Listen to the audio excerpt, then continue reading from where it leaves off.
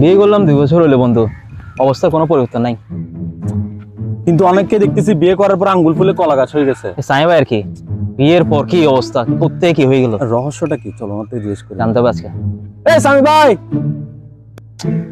3-4টা গাছ কাটার মতো উপযুক্ত হয়ে গেছে, কেটে ফেলতে হবে। কিরে স্বামী ভাই, আপনার এত সম্পত্তি, এতগুলো গাছ, এত বড় বাগান, রহস্যটা কি?